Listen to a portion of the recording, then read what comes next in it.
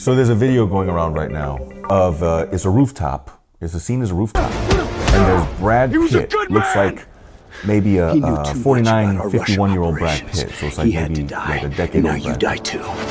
Fighting an equally 49 or 50 years old Tom Cruise, looking like Ethan Hunt.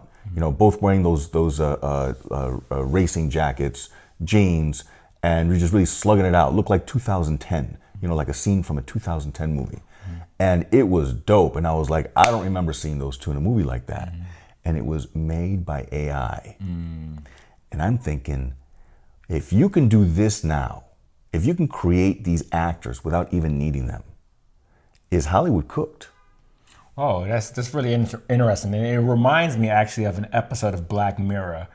Do you watch Black Mirror? Yeah, sure. Okay, so it's this one with the actress Issa Rae. Are you familiar with her? Black girl, sure. Yeah. Insecure. So in this episode, she was an actress, and the way they create these movies now in the not so distant future, like that Black Mirror portrays, she's interjected in like the 1920s of she's interjected as the main character of a famous 1920s or 1930s movie, and using all AI and everything like that, they make it, they modernize it and all that stuff like that. So that commercial reminds me a lot of that episode of Black Mirror.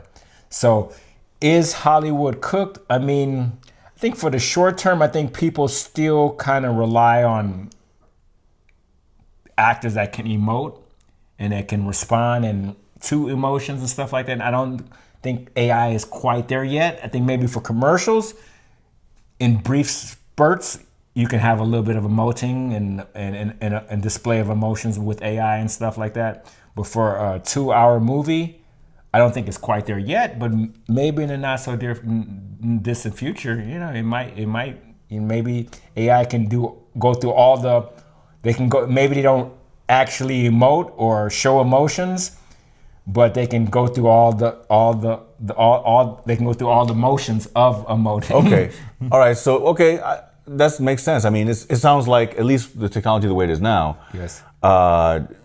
We won't be making any like Jane Eyre with AI, because you need subtlety and emotion and emoting, and you need nuance. Yeah. But I'm thinking like big money Hollywood, like Marvel and Fast and the Furious, like the Jack Reacher type shows exactly. and stuff like that. I mean, do we really need to see some guy we barely know?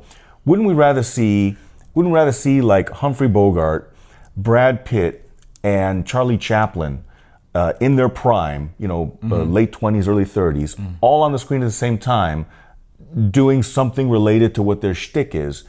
They don't really need to emote, because really they're just doing an action movie or a comedy movie. Yes. You don't need much emoting on that. So maybe amended, the question would be, is Hollywood as we know it cooked, and we're gonna see Harrison Ford in his Indiana Jones outfit with Humphrey Bogart in his Maltese Falcon outfit, and they're going to be, chasing the same bad guys from different directions, and they're going to join forces. And it's going to look totally realistic, and we don't need these guys to emote. We just need them to do their action stuff and their clever one-liners. Yeah. So maybe that's what we're going to see in terms of what big Hollywood is, and we'll see Iron Man fighting, whoever,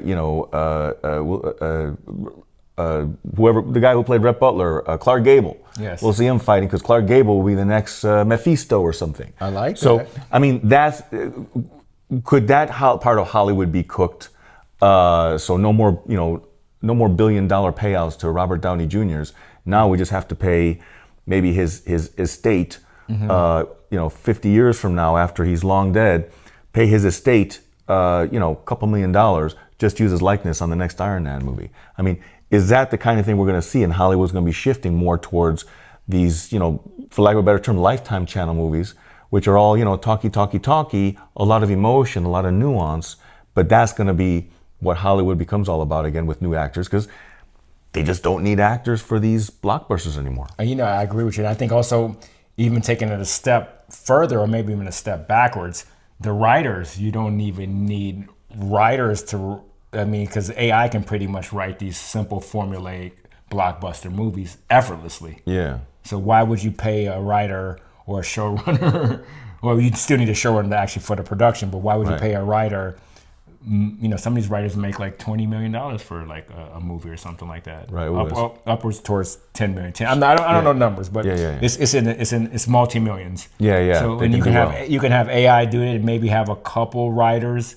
Yeah. Just kind of make sure it's all clean. And Do you think the technology is there now to be used on a mass scale, or are we just at the beginning of it?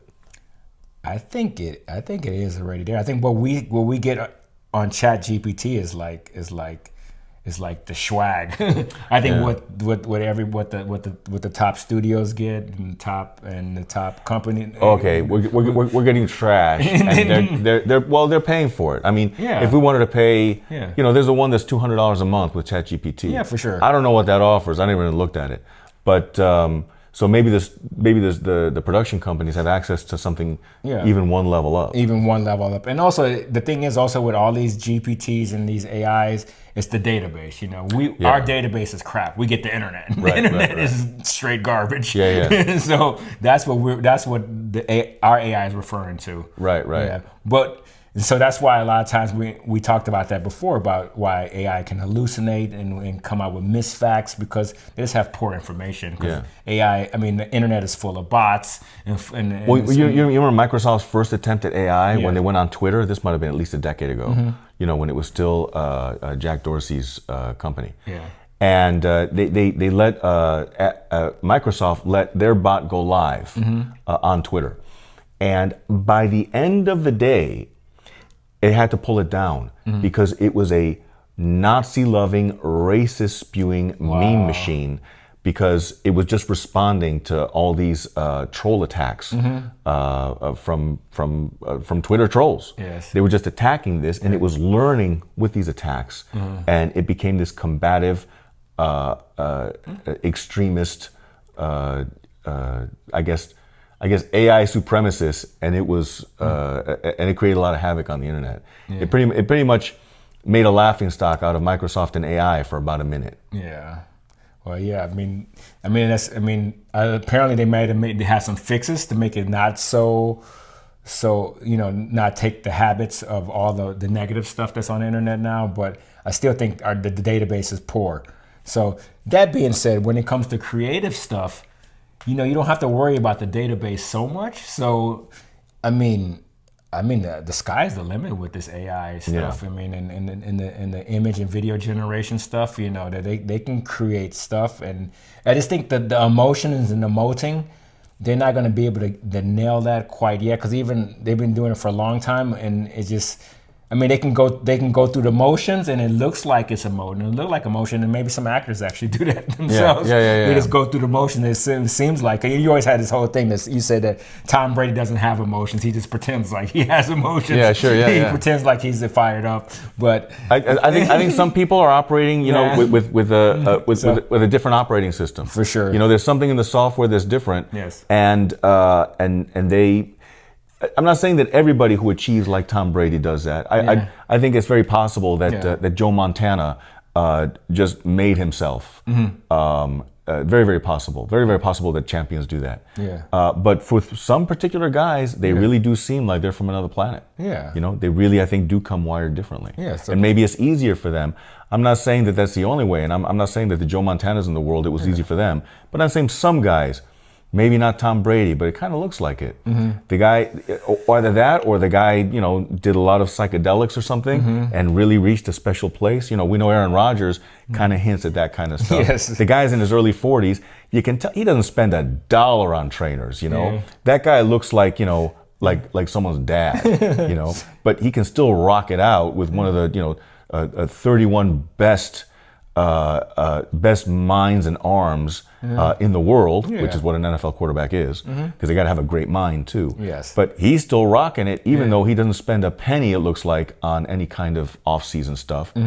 And at that age, if you're still rocking it with 300-pound guys who run a 4.2 coming after you, I think you're a pretty special character. I think so, yeah. Well, I think this that goes to the age-old question, nature versus nature. I think a lot of those people that make it at that level, they are wired differently. Yeah. But I think the nurturing, the practicing, the cultivating of those habits and the cultivating of that type of mindset, is what separates, Aaron Rodgers from like maybe some mid-level quarterback like Daniel Jones or something like that. Yeah, or some college quarterback who's who's not really enjoying his life as an insurance agent, with a divorce and kids he's supporting and stuff like that.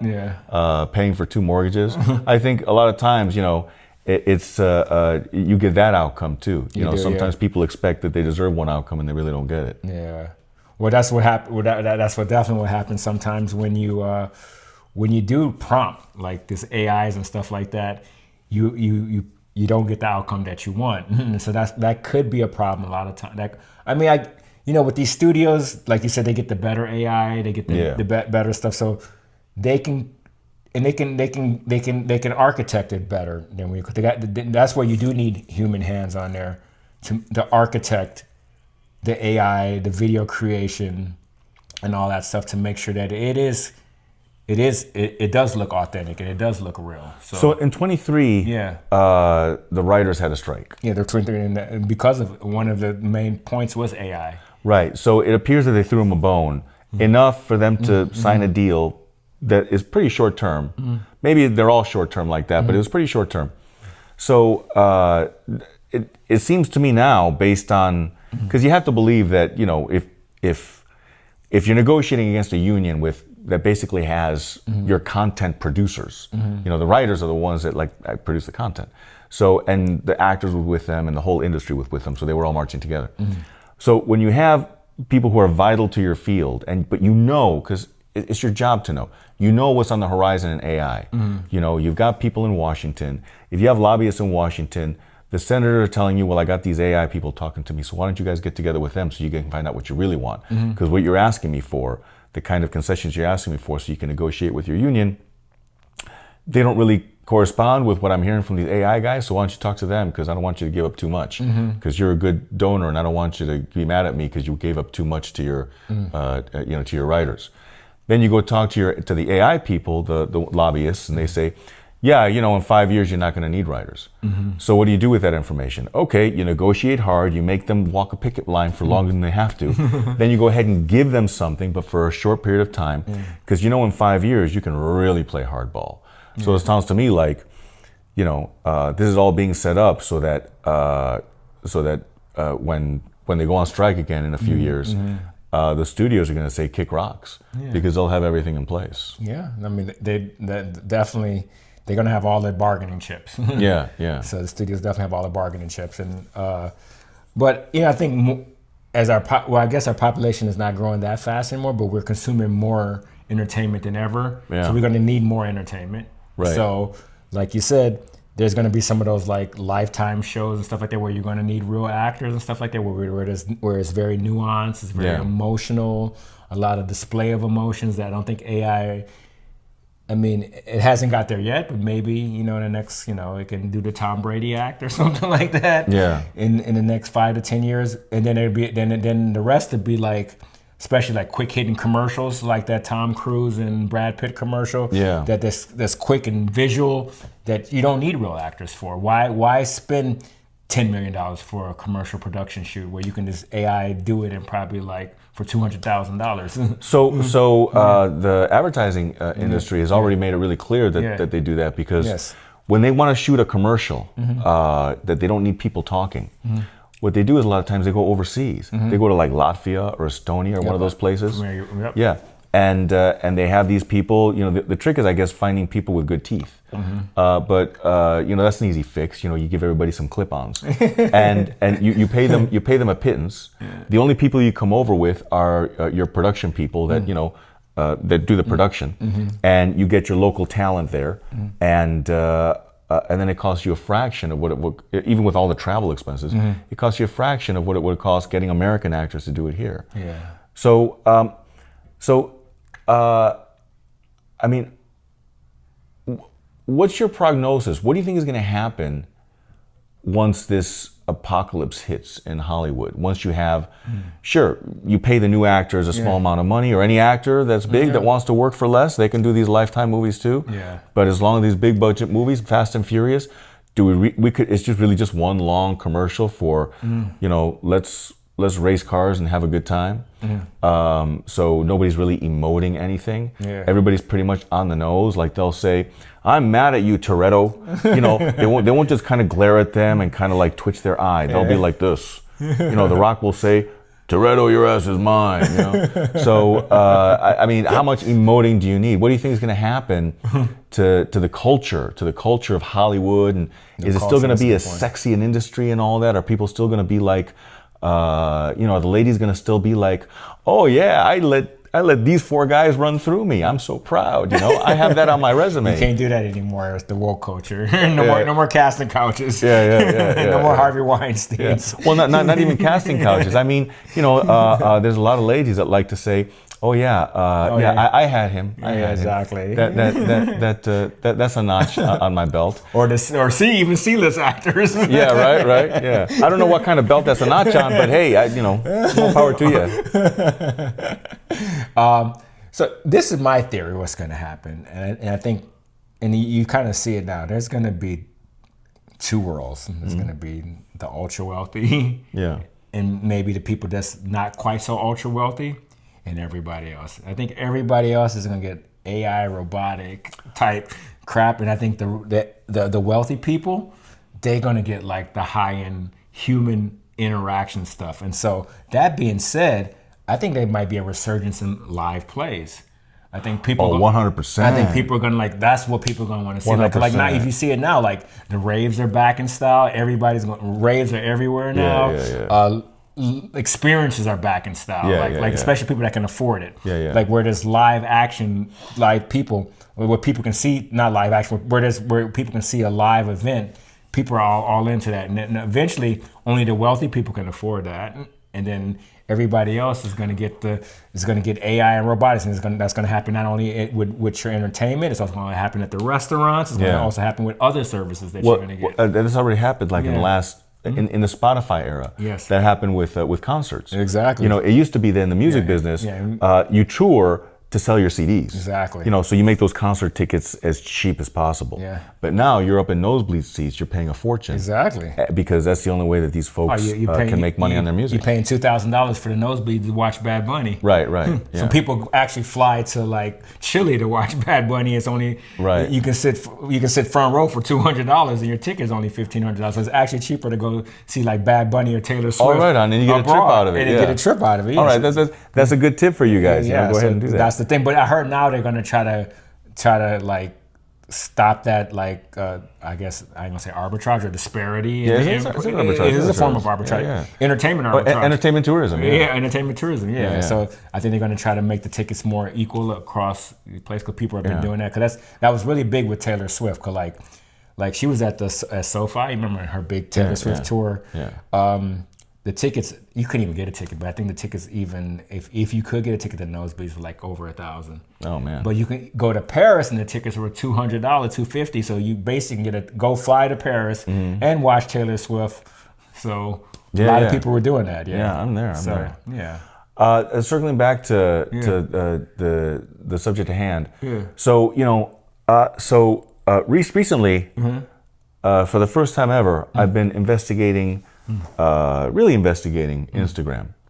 And I guess I caught it at the right time because Instagram is like 90% AI now. It's like it's so much AI right now. It's like aside from the selfies that all these people are taking. And I just gotta say, it's like, when did masculinity include taking pictures of yourself like that? I mean, that's just like the weirdest thing I've ever seen in my life. But but there's a lot of AI. It's all AI. And although, for the short ones, I can't really tell it's AI until I see the bird land on the cat's head. But because it's too short to really, detect anything because it looks too good. But for the ones that are talking to you and like they're saying, these white strips that you never heard of are 10,000 times better than the Crest white strips. And here, let me tell you why. Those are the ones that I think to myself, I can't even sit still and watch this because it's so painfully AI. So on the one hand, you've got this super realistic Tom Cruise and Brad Pitt fighting on the roof of this building. It looked just out of a movie. It looked just like it was a scene just out of a movie. And on the other hand, you've got what everybody else is doing, and it looks so painful to watch. Do you think as we get used to this higher level of AI, that as we're human beings, we don't know how good our perceptions are? We don't really know how good they are yet, because a lot of times we don't even realize we're perceiving a glitch. Like a lot of times, you'll detect somebody. You'll detect somebody is not being completely truthful to you. It may not be somebody you necessarily know, but there's something, it's not they're giving a big tell, but something subconsciously you're picking up, something in your humanity is picking up. There is a mismatch in what this person's saying and what is really the case. It may not be like a 180-degree lie. It may just be like a 15% lie, but there's a deception going on here. So do you think that there's something innate in us that will never allow us to truly accept AI because it will always make us feel slightly uncomfortable even if we don't know why?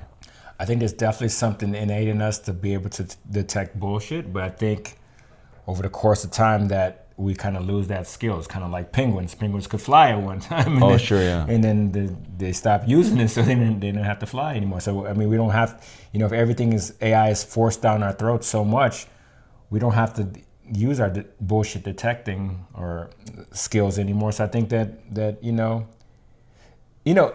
way the human mind works is like we can once what's imagined can be real for us. If you can believe, you can achieve it. Yeah, I mean, but with anything, to see that's why virtual reality and augmented reality is so potent and so powerful. It's like these people who fly drones and kill people in the Middle East and whatnot. They have PTSD just the same as people who actually fought in the front lines. Right. Yeah, because it's like it's the visual, even though they're not actually seeing the person get killed, but them seeing, they're actually seeing the person get killed via a video camera. Sure. But they're not actually seeing the person get killed in person. But to them, there's no difference after a while. Okay. So if you keep on seeing all this AI stuff, you keep on having virtual sex with AI bots and stuff like that. To you, that's going to be the new norm. Yeah. Well, I think maybe not to us. I think maybe to generations that are born in the thick of it, because So the parallel to this would be where their conditioning is different. Like their formative years, that's what they know. Yeah. Like World War I was the first war where as a soldier you could shoot a member of the enemy and never actually see his eyes. Okay. So the biggest war before that was the Civil War, 1865, where you had to stand within sight of the guy. Yes. You actually had to see, whether his collars were out or in when you went to shoot him. That Civil War stuff seemed crazy. I know. They were using muskets. And let's see. So that's 35 plus 15. So that's 50 years later. They were using Gatling guns where they were rolling it like this, and they were shooting like maybe 500 rounds a minute. They had mortars that would go a couple of miles. You were sitting in a trench. You would never see your enemy's eyes. No. Shoot when you see the whites of their eyes. That was a Revolutionary War.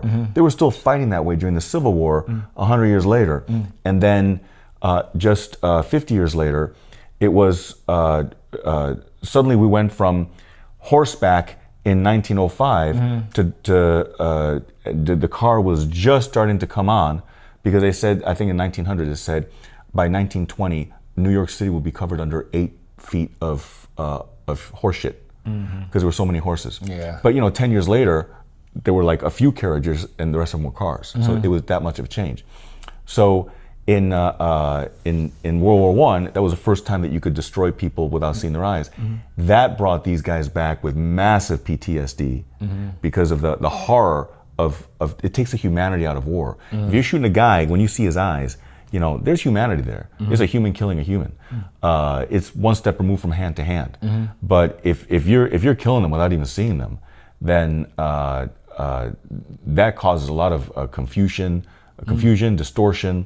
Suddenly, was something that seemed like fantastical but impossible, like teleportation. What if teleportation became real? Like we can both imagine teleportation. We can both imagine how it would work. But, the science of it is beyond our pay grade. But we would imagine how it would work. But if it started tomorrow at the same time as a new way of killing people and all these other sorts of things that our society was participating in, that would flip us upside down too. And when you take a look at these people that grew up in the time of muskets, and now we're fighting, a war where you could shoot mortars or shoot a machine gun, and at the same time, something that was deemed impossible the year prior, now there were airships that were flying in the air and dropping ordnance on the enemy. That's like teleportation. It's like, I'm going to fly in a metal machine. I'm like, come on, man, stop being ridiculous. Yeah, I'm going to teleport. Yeah, come on, man, stop being ridiculous. It's the same concept. It seemed as alien to people that we could actually get. Oh, and then shortly after that, there were radio signals through the air. There were electronic signals where I could hear someone's voice with this device that had this big metal rod sticking out of it. Suddenly, we could communicate from a distance. All this stuff completely turned everybody into a PTSD mess. That's where we got all that crazy art coming from, all that crazy literature coming from, the modernist movement. We got Cubism, we got Picasso, we got all these crazy guys doing all kinds of crazy art. That's where all that crazy stuff came from.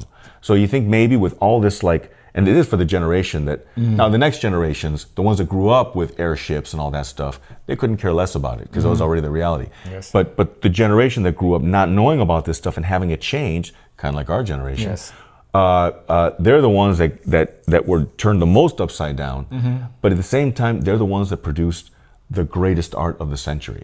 So do you think we're going to see, like, once AI really starts giving people PTSD, you think that that's when we're going to get of, the adults living today, the young adults and adults living today, you think they'll be exploding in all kinds of new styles of art that's going to rock the world? Or you think everybody's just going to, like, take their universal basic income, put on their goggles and just check out?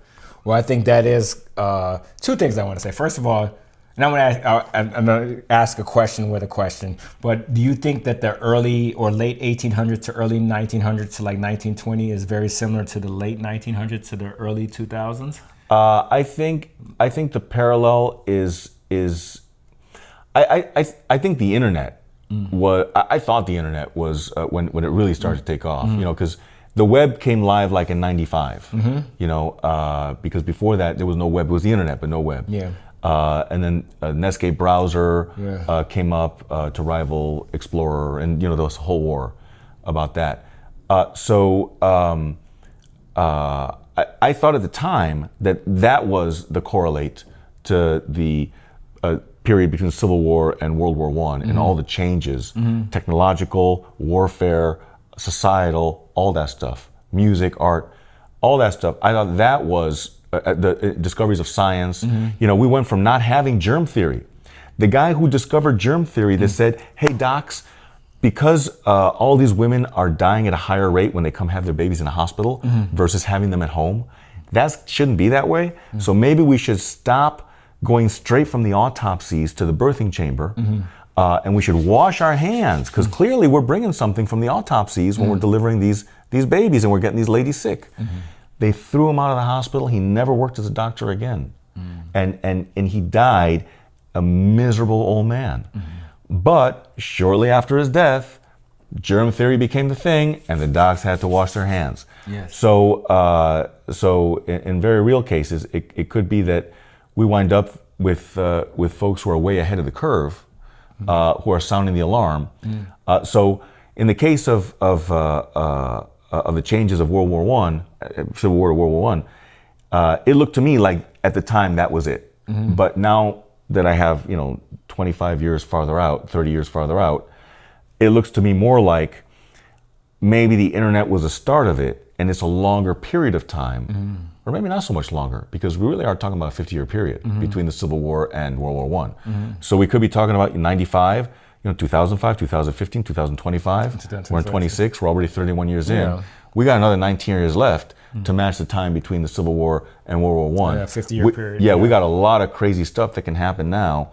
And maybe when all the white-collar people are out of work and the robots are just starting to put blue-collar people out of work, maybe that's when we'll see, yeah, I think we're at that 50-year mark. I think we've just matched our Civil War to World War II, or World War I period, where all the people alive are going to be totally discombobulated and creating tremendously weird, evocative, and great art. And the people who are being born today will never know a world where they couldn't do all these crazy things with AI that they're doing now. Exactly. So I think that's my point. I think there is a parallel. I think, and humans kind of created that crazy art, and it maybe not all humans, but it did kind of like push the envelope for certain humans to be way more creative. It ignited a fire. And I think that's going to happen now. And I think it is showing. And I think there are some artists out there that create new forms of art, new types of experiences. And I think that's that is going to be the thing, is creating experiences. Like, I think people, as more technology come out, and especially like the younger generations, maybe not the kids that are being born now, but the kids that are like 15, 16, the very young Gen Zers, they're kind of like not being on their phones anymore. They're not being on social media anymore because of the fact that it's kind of like, that's gross. You know what I'm saying? So like they crave like run clubs. They crave, like playing beach tennis and stuff like that, and being in community group events and stuff like that. Yeah. So there's going to be more art forms in that type of way. People creating more live action or live events and stuff like that. So I think that's where it's going to be. Like maybe more the visual. So the younger people, you think, are going to do that? Maybe even us too. But like I don't think we. I think the younger people, that's where they're in the right position to do that. Yeah. With perspective and like energy levels and stuff like that. Well, and also what they have going for them is, I remember in French society. Yes. In the 70s and 80s, that's when all the ladies started taking off their tops on beaches. Yes. It was in France. Love it. Yeah, it was a wonderful thing. But the funny thing is that their daughters, 20 years later, they did not remove their tops because they didn't want to be like their mother's generation. Yes. So a lot of times you have a situation where the new generation doesn't want to be like the parental generation.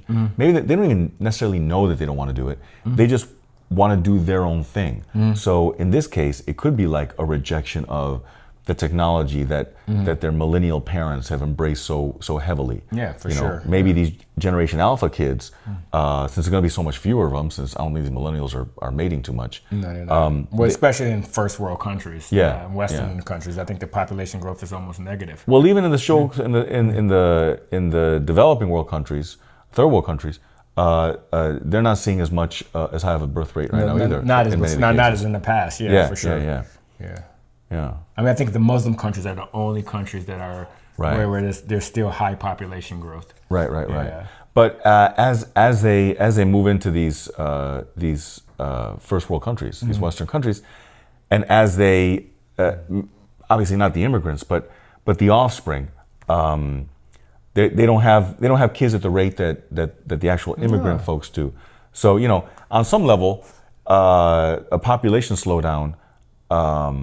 Although that's the worst thing that can happen to a society. In some cases, it's good because resources, and that's what everybody harps on. They say, "What do you like?" When Elon Musk says, "Well, we need to avoid having underpopulation," because Elon is a thoughtful thinker and sometimes he stutters. He has like 12 kids, right? He has like 12 kids, and at least, and he wants to have more. But guys, the first $1 trillion man, so he can have whatever he wants. But he's preaching this, and in a universe without AI, it seems like he's 100% correct because yes, the resources are getting low. But his all thought for resources was, why don't we build rockets and send them to the asteroid belt under the guise of we're going to send 1 million people to Mars. But what the hell are they going to do in Mars? They're going to be managing the robots that are sent from Mars, built and sent from Mars to the asteroid belt to mine the resources we need here on Earth. Yeah. That's the reason to have it. Okay, fine. He doesn't say it that way because it sounds transactional when you say it that way. But that's what it is. Okay, so you do that so you can bring resources back. So fine, you can stomach overpopulation because it's not overpopulated.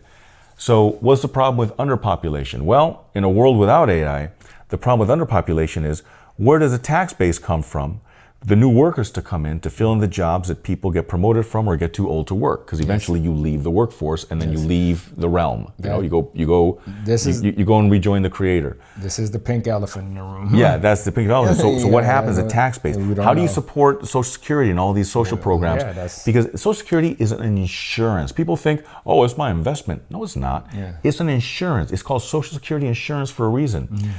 Insurance is something you rent. If you have car insurance, I mean, we're not talking about whole insurance like life, but if you have car insurance, you rent it. You pay a fee every month for the right to have your car hopefully replaced if you damage it somehow and it can't drive. So that's what Social Security is. It's an insurance policy that if you make it past the age of 65 or whatever it is now, then you will get, the insurance says you will get a stipend every year, and it's going to be based on your income throughout your life with a cap. Okay, fair enough. But that money doesn't exist when you pay into it. Yeah, fine. Even if they put it in a lockbox where it couldn't be touched by the government. Government touches it all the time. But so it requires new money coming in. It's like an insurance company. When you have a fender bender and it's your fault, and you call your insurance company, then they repair your car. But they don't pay it on the premiums you've been paying them. They pay it based on the income from the investments they've made on the premium that you and others have been paying them. So that's Social Security. The government obviously doesn't really invest that way. So Social Security, how does that work? The only way that that when somebody reaches that age gets a payout, then the government from new Social Security insurance payments from someone's employer, that goes to cover the old people who are alive today. Yeah. And then they're praying that enough of these old codgers die so that they have money so that the new people who are becoming 65, that they can pay them off too. So that is the nuts and bolts of my understanding of the way Social Security works.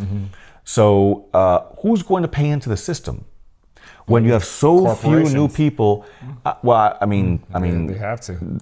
Somebody's going to have to, because when you have too few taxpayers, too few young people, because nobody had babies, to fund what these new retirees have to do, then we're really going to see the elimination of Social Security, and then we're really going to see old people dying in the street. But with AI, we don't need that workforce.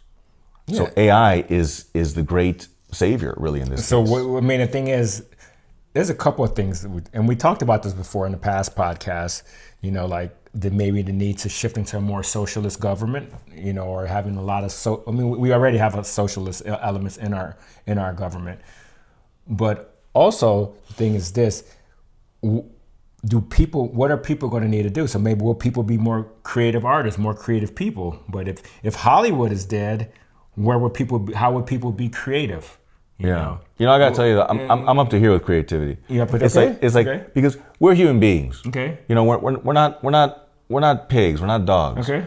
We're born creative. Of course. It's what we do. Exactly. It's what our prefrontal cortex, for sure, a big part of what was designed to do. It's overstated. It's over. Not even overstated. It's over. It's overdone. It's over. It's overdone. It's over applauded. Yeah. It's over applauded. I'd like to see getting 100% on that basic math test the first time. Yeah. Okay, little Jimmy, you got 100% on your 17th try of doing the exact same problems. That's called mastery. It's a new system that they do in schools, in public schools. It's mastery, where you get to take the same test over and over and over again until you finally get them all right. It's like, so they say, good job, Jimmy, instead of saying Bobby here got it 100% right the first time. So he's going to get the A, Jimmy's going to get the B, because it took Jimmy 20 times to get it right, and Bobby did it right the first time. How about give Bobby, like, I don't know, an airsoft gun and a bunch of targets in 6th grade that he could do during recess, and the kids that have to retake the test, they get to hear Bobby going plink, plink, plink in the recess ground, because he's the only one out there. Everybody else is retaking the test. How about giving Bobby a prize for getting it 100% the first time, and giving everybody else a little punishment for not getting it 100% the first time, by making them hear Bobby have all kinds of fun by himself with a forbidden product at school. Well, I think you hit it right on the nail. I think especially in American culture, we think of artists and creativity without any like structure and any backbone. Like, oh, that's so good, that's so provocative. But during like the Italian Renaissance and all of the European Renaissance, a lot of these top artists were very, very fundamentally sound in a craft. Yeah. And then they did abstract things with, like, Sure, Picasso could paint like a photograph. He could paint like a photograph. And like he didn't want to do it.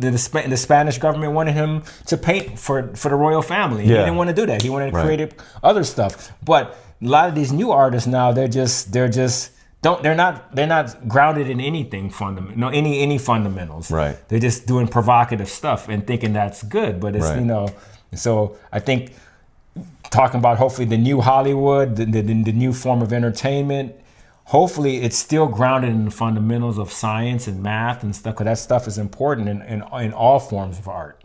We can't take the fundamentals of math and science and logic away from art, from art, and just to make it provocative and eye-catching and stuff like that.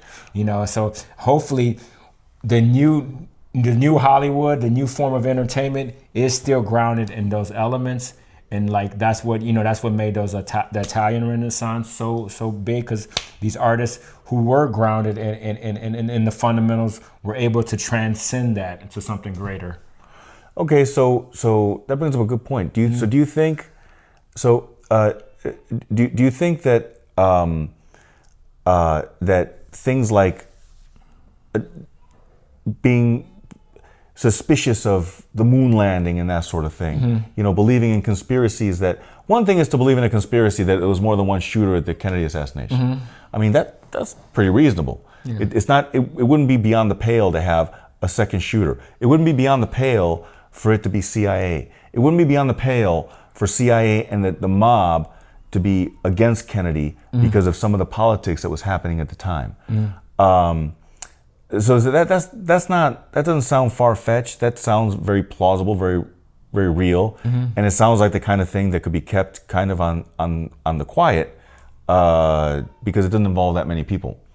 But as far as the moon landing is concerned, that sounds like it would involve way too many people. It's kind of like the old Batman joke. It's Batman's a serial killer. Yes. And the way we know that is because the day after he goes live with his Batcave, it's not all over the front page of the news. Was he a serial killer or an AI serial killer? How do you mean? No, I'm just joking. Okay. Because maybe Batman the movie was really just AI. It wasn't really Michael Keaton. Right. Well, Batman is a serial killer because he would have to kill all the workers that built his Batcave. No. Because otherwise, there's no money in the world he can pay them to one day in a drunken stupor not say, hey, I just built a cave for that billionaire wacko and he runs around like a bat, I think he's the one. Yeah. So... I see what you're saying. Yeah. Maybe they signed an NDA or something like that. Yeah, right. Yeah, well, how far is the NDA going to get you? It's like, I'll have to pay you $1 million if I breach my NDA, but I can sell this story for $10 million. To TMZ. Yeah, right. That's a good point. I'll let you finish. Yeah. Well, so there's a lot of that you kind of have to kill the people that helped you do the conspiracy. Yes. So do you think this overindulging people in their creative musings and not demanding as much rigorous knowledge? It's like a communications major. God bless people who want to study anything at all, really. Yeah. But if you're going to study communications, maybe you should just do like a seminar in communication and spend your school money on trade school. Become a welder. Because or just try to be a PA for a local newspaper, a local radio show. So if we don't hold people to a rigorous standard in terms of you really need to know something about, in order to be a citizen in society, you really ought to that really has a voice. I mean, sure, you can vote. It's okay, you can vote. You can be know nothing. You can vote. You can be know nothing and give your opinion in coffee shops. You can be know nothing and see if you can get a job talking about your opinions. But at the end of the day, is it really making people and society better? Are we making the world a better place by giving people a platform and a voice to talk about conspiracy theories and moon landings when they don't even when they think astrology is on equal footing as physics, as biology? I mean, it doesn't really make sense. It's like this. So if I started talking to you about you really ought not to eat, shrimp. That's ungodly. It's unclean. This and that thing. Bottom feeders. If you see your neighbor working on the Sabbath, you need to murder him. You need to kill him because God wants you to kill him. I could be talking to you about my faith all day long, and you can be like, "Gee, George, faith really can't be debated because it's faith. It's not fact. It's faith. Yes. So it's a belief. If you believe red is better than green, and that's the color shirt you want to wear tomorrow, I can't debate you that red is not as good as green because it's just an opinion. It's just a feel. Faith is a feel. So I can't debate you on that. So when people talk about astrology, I mean, and you try and say that, and you try and say, well, gee, in matters of faith, there's really no discussing it. I can listen to you, but it's like me talking to you about Jesus or Moses or Muhammad. Basically, your eyes are going to glaze over because what am I doing? Am I trying to turn you over into my way of thinking, or am I just sharing with you cool things? But when people talk about like astrology to you, or they're meeting with their clairvoyant, they talk to you like it's something that maybe should influence you, like it influenced them. They speak to you like it's matter of fact. They don't say, I just had a glorious conversation with Jesus at the Christian church today, or I just had a wonderful, wonderful meeting with the rabbi, and he really put me in touch with God. That's one thing. I would love to hear an inspirational story that a friend would tell me like that. But if they start telling me, well, Jesus says we really can't go there. So you and I shouldn't go there because Jesus is telling us not to. I don't know. It's on you if you go there. But I was reading Exodus and Moses was saying that no good Jew would do this. So you really can't do that. Now here I am trying to let you know something like it's as fact, as if I was talking to you about something related to something I read in the science journal, something new about something we discovered about nebula now with the James Webb Space Telescope that we can see so detailed. We're learning new things about nebulas, and I'm telling you some new scientific knowledge that we have that's reproducible, is testable, is checkable, things that clairvoyance and astrology are not at all. So are we emphasizing people's creative musings and not requiring them to pay? In order for us to actually entertain that, they must pay by having baseline useful knowledge.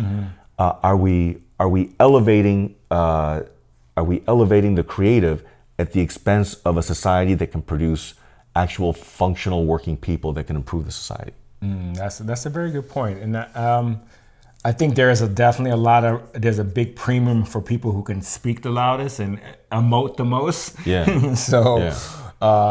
So even though if it's about anything from religion or politics, even though if it's not grounded in any type of sound logic or facts, if it's loud, people listen to it. Yeah. So I think that's rewarded the most, and that is a problem. Yeah. But I do think that that there is starting to become an intersection between science and people who say they're clairvoyants and yogis.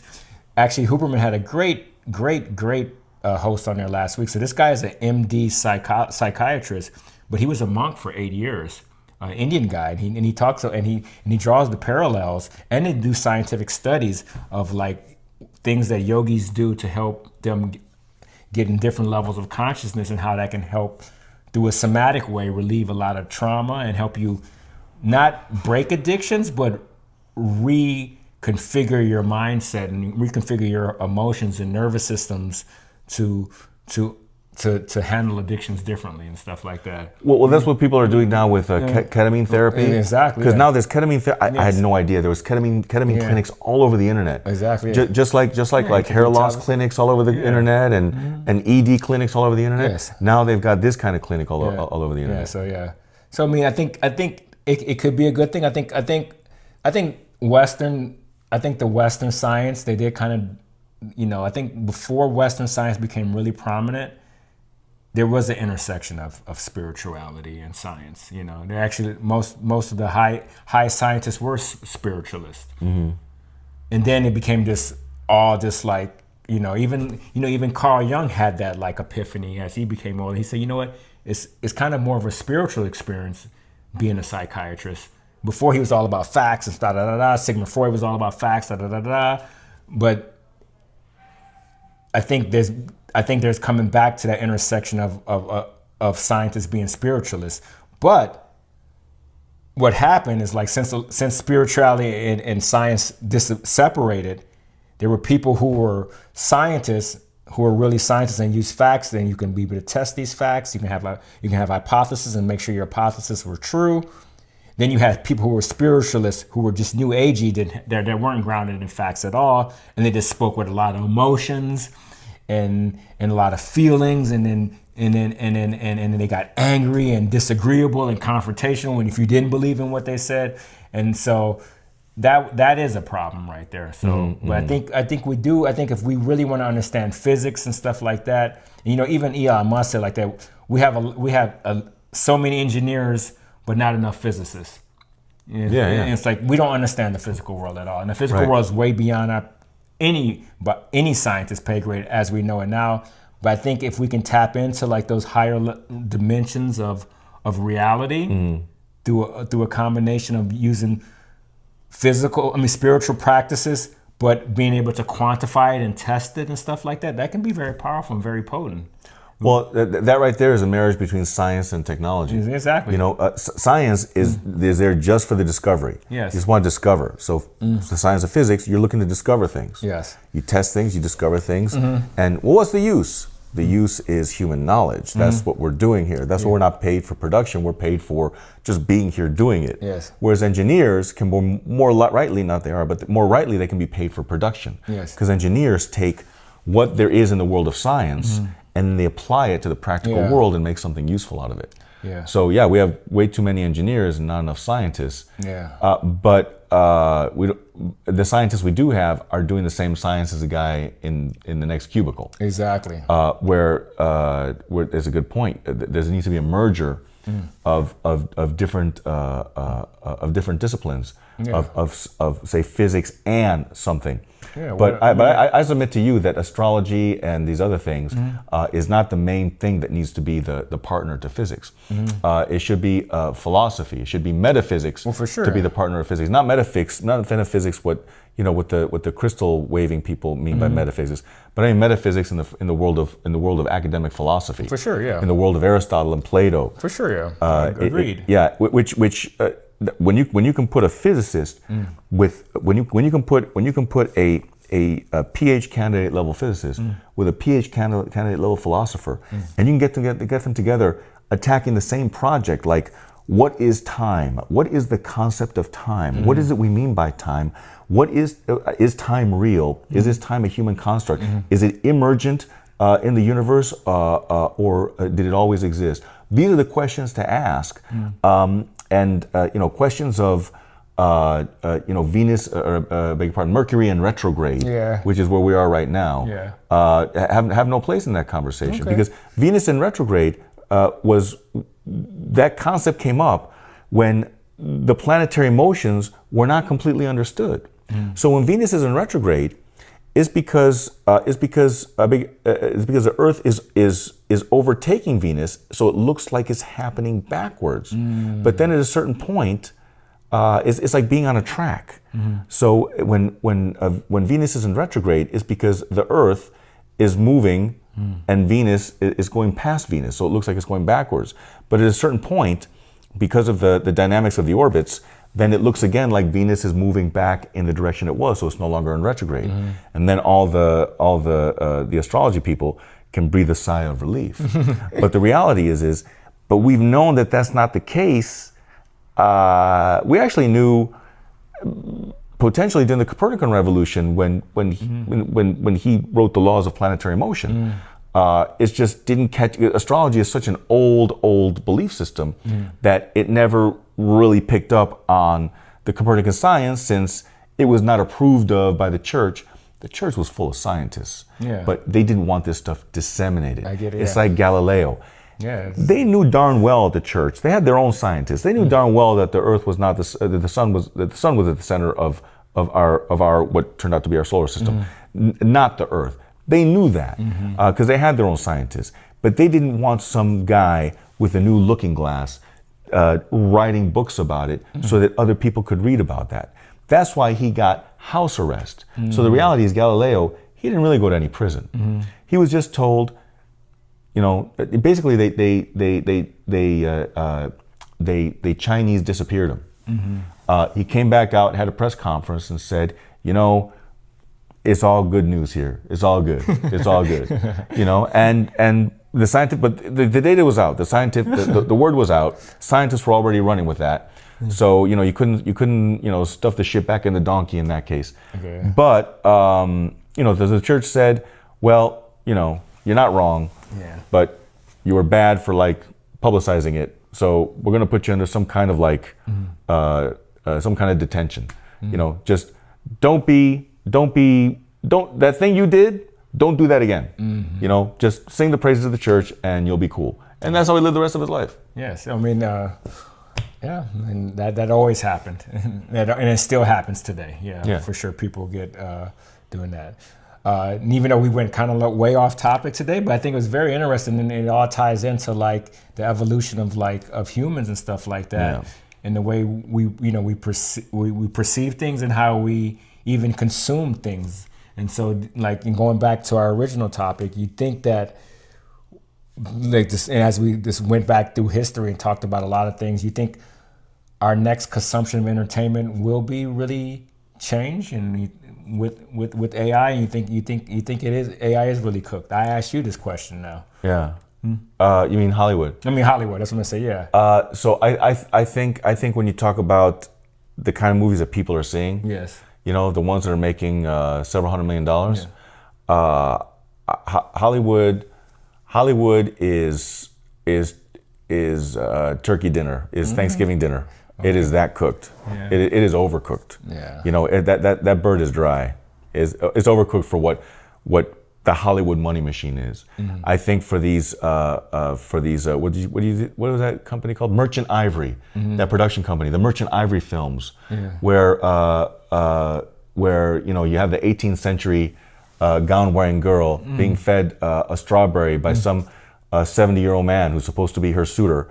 And she says, no, I prefer to eat from my own hand. You know, that kind of stuff. You need subtlety for that. Otherwise, AI will sound like, no, I prefer to eat from my own hand. I mean, that's the way it is now. And I'm just joking because it's going to be much better in like 6 months. That's why Hollywood's cooked.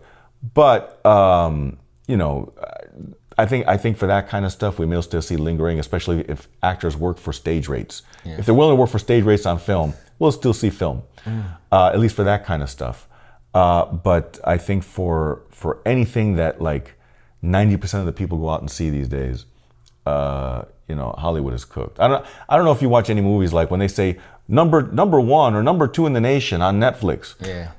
And is Aquaman and the guy from Guardians of the Galaxy. Chris Pratt. No, the other one, the guy who lost like 90 pounds recently. David Bautista. David Bautista, yeah. Like Bautista. So you got these two guys, and like maybe it was one like from steroids to Ozempic. One of the year's dumbest movies, and Netflix is saying is number 2 in the nation. Well, I'm thinking, did they mean number 2 on Netflix? Because then I started watching a show that was, you know, number 1 in the nation on Prime. And it's like, oh my God, it was like one of the worst shows you could possibly imagine.